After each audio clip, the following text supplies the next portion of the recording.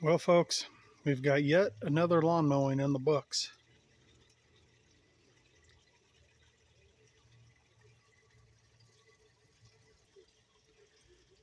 You can see the grass is still looking real green, real nice for this time of year. It's currently June 14th, 2025.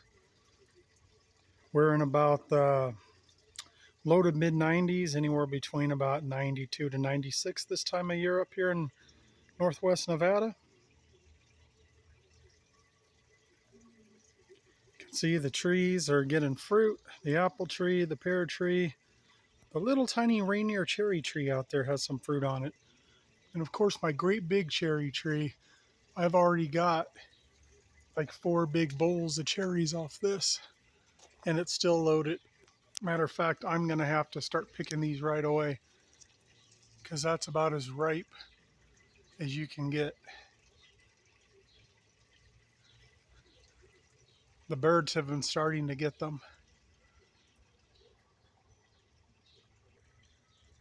Here's the 2 variety pear tree. I've already removed about 200 fruits from this tree about a month ago or so, and I need to start thinning it out again. As you can see, it is really, really heavy on fruit. I'm going to thin these Asian pears out down here a lot, so that way we can get some nice plump ones.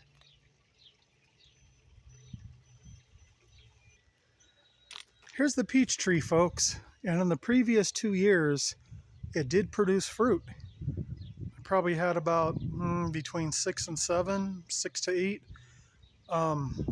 nice peaches that we were able to eat. This year though, for some reason it did not produce any fruit.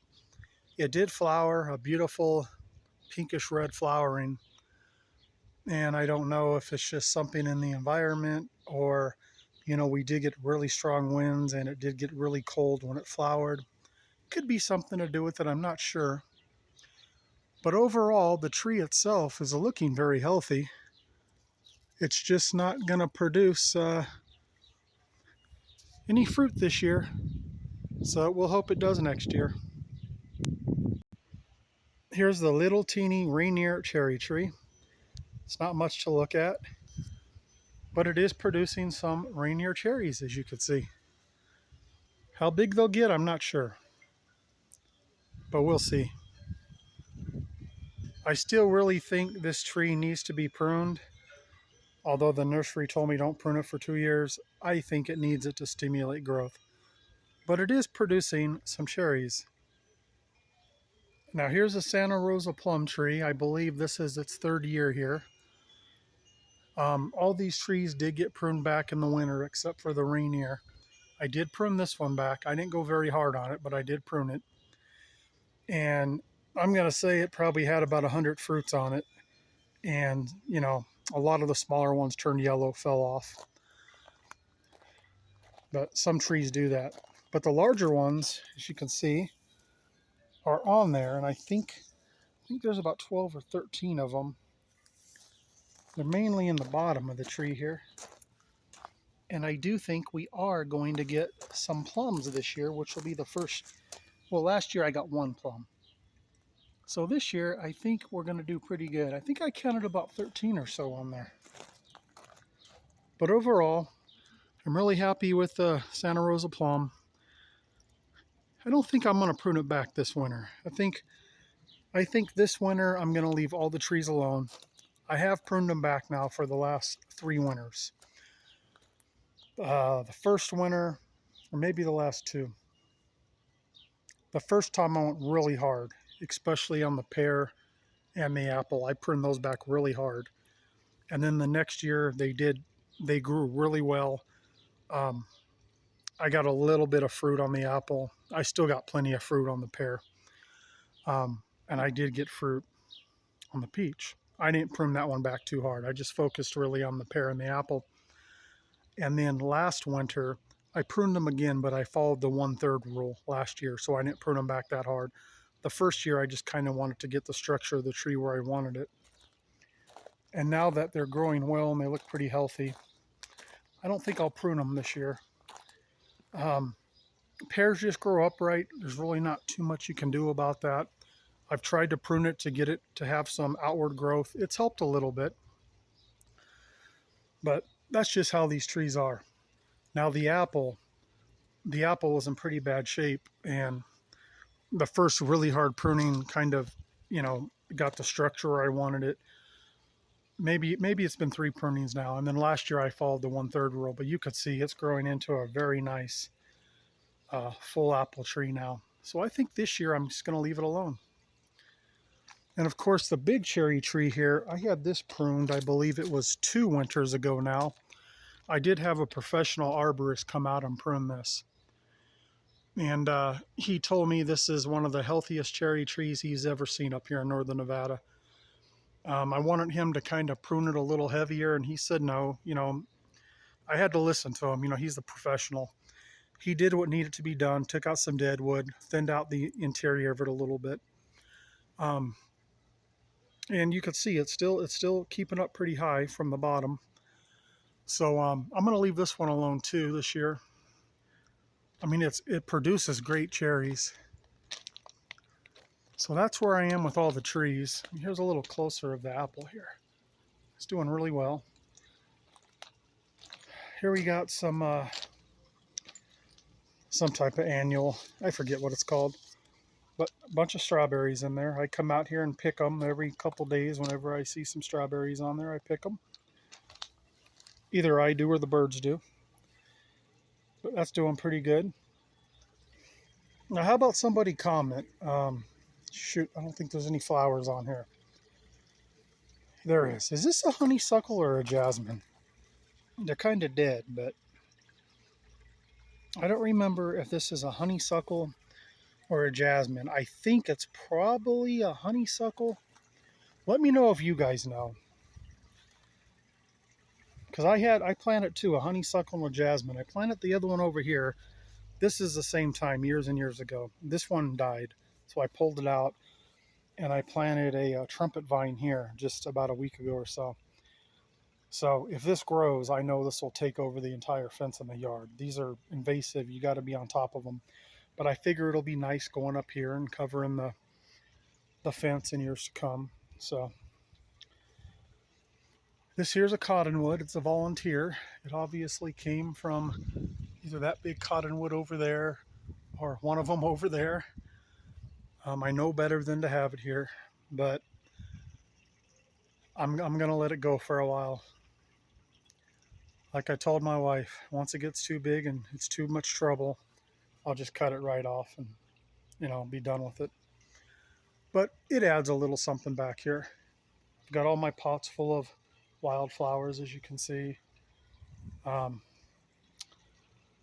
Some annuals, some perennials. Those right there are perennials.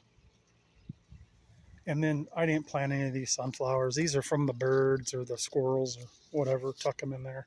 Of course, I have a feeder right there. My grass plants over here by Bird Village. This here's a new pot I put here about, I don't know, a couple months ago. I just ran drip to it today, as a matter of fact. I had to tie in over there. I have the drip line running all around the yard, 1/2 inch, or maybe 5/8. But you can just tee into it. This used to be my fish pond. Now it's a dedicated planter. Once again, I did not plant any of these sunflowers. I have thinned it out, and I've got a few perennials in there. It now has water, so shouldn't have to water this anymore.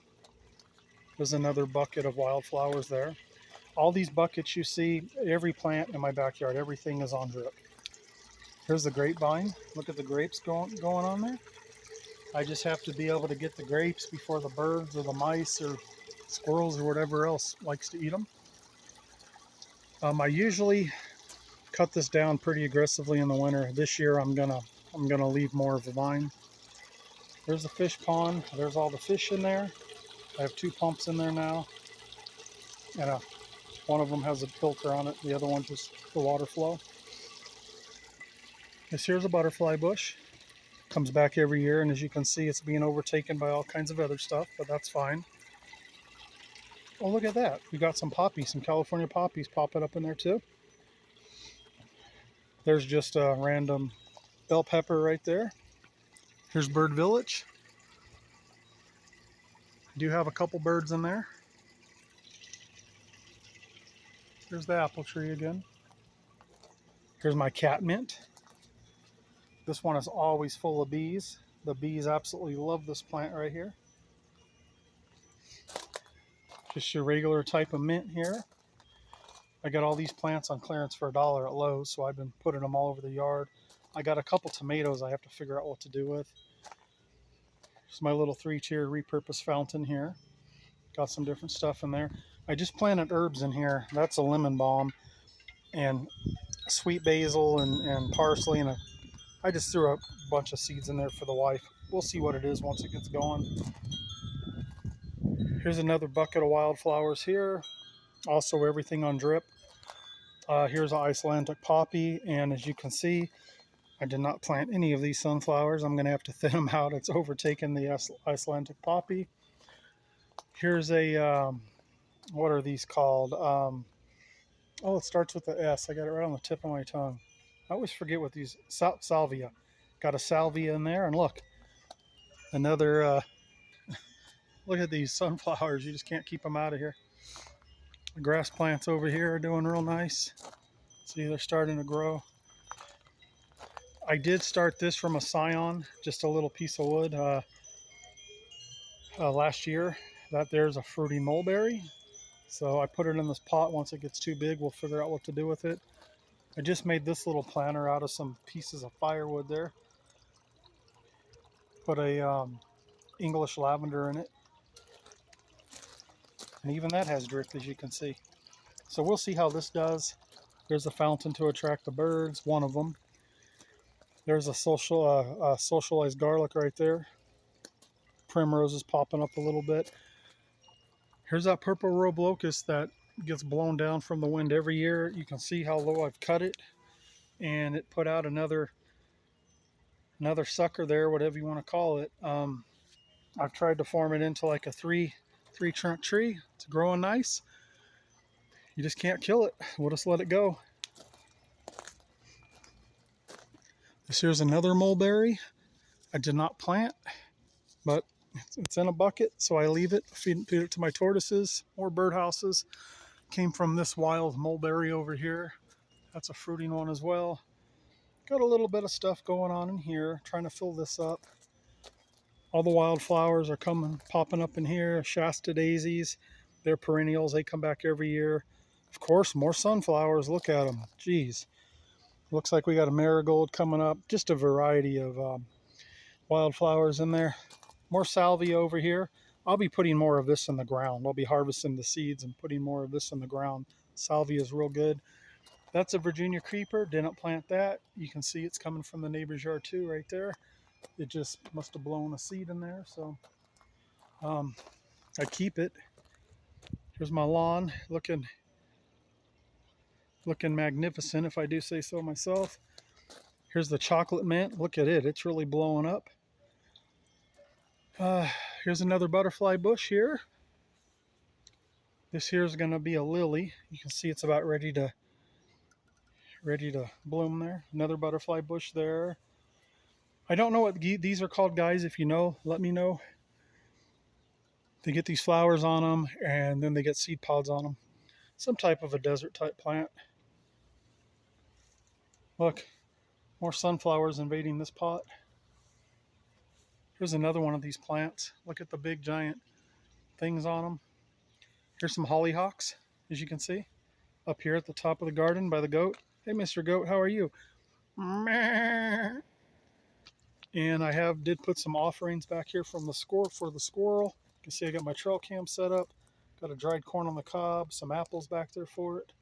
You can see it's been digging away. And that's really about the whole yard, folks. Come up here and take a view of it this way. Not too bad for a high desert yard, I don't think. We're about 4,200 feet in elevation up here. And it's dry. Usually about 10 to 12% humidity. Unless it rains. Hey, if we get a rain, next day we might be 20% humidity. Then it dries out. My CB antenna. I really haven't talked on that in a long time, but it's up and it's functional. I think overall, it's my wind vane up there. I think we're looking pretty good back here this time of year. Thanks for watching, folks. If you have any comments, let me know your questions. Let me know what part of the country you're in. Send me links if you guys have videos of your backyard or whatnot. Thanks for watching, folks. Oh, and I just put an English lavender in here as well today. We got a strawberry. We got a kale from last year. Some marigolds popping up. Some more wildflowers. Snapdragons. Looks like marigolds. I believe these are daylilies right here. They're a perennial. They come back every year. Some more marigolds popping up here. Periwinkle right there. I don't know what this one's called, but they're all perennials. They come back. The hummingbirds love this one. This should be blooming soon. There's another butterfly bush. Nice big butterfly bush there. This plant has some lavenders and some other stuff. And of course, you know, you just can't get rid of the sunflowers. I've already thinned it out like 3 times. Let me show you over here a little bit. There's another butterfly bush I just put in there. I thought that one was done for. It's coming back. It's looking nice. This one's already bloomed. It was real nice. We got some primrose down there. I got to be careful. The tortoises will eat that up. But look at that. Could you imagine another sunflower? Got some bulbs popping up. Got my Mexican donkey right there. There's my cedar back there, my stash of cedar. More strawberries. So that's about what we're looking at. There's my fire pit. I'll probably fire that up tonight if the wind calms down just a little bit. All right, folks. Thanks for watching. I'll really let it be the end this time. Y'all take care. Hope everyone's doing good.